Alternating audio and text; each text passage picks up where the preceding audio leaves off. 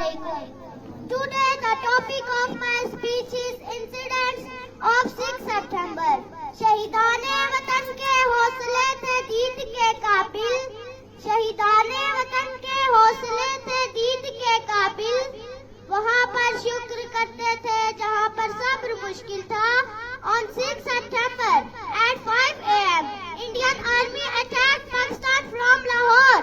Barki sector this 5 weeks war caused thousands of casualties on both sides. It ended in a United Nations mandated ceasefire.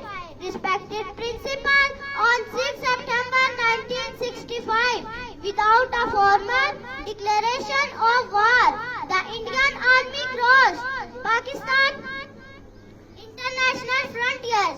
It was a time when not only our brave soldiers, but entire nation was thrown into the world of a cosmic unit to defend our homeland, defeating the Indian Army and pulling them back on every front.